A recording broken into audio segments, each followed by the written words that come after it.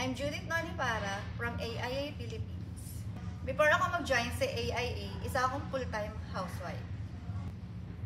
Ang everyday life ko ay umiikot lang sa pamilya ko. Taking care of my husband and kids and managing our home. Mahal ko yung ginagawa ko, pero dumating sa point na tinanong ko yung sarili ko na hanggang dito na lang ba ako. Being a full-time man is a fulfilling, pero gusto ko pang mag-grow ang aking sarili. Gusto kong makatulong sa pamilya ko, hindi lang sa bahay, pero pati sa financial. Gusto kong magkaroon ng purpose. At the same time, maging proud ako sa sarili ko.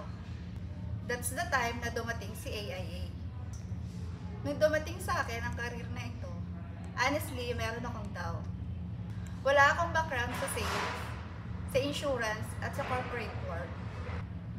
Pero one thing, unsure ako, I love helping people. Naalala ko yung mga qualities ko bilang isang nanay.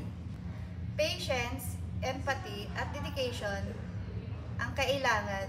Ito ang kailangan sa career na ito.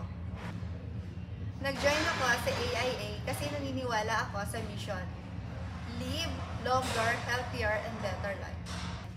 Na-inspire ako sa stories ng ibang life planner who started small but grew big because they had the heart to serve. I told myself, kung nagawa nila, kaya ko din. AIA gave me a confidence to step out of my comfort zone. It offered me professional training, a supportive community, and a purpose-driven career.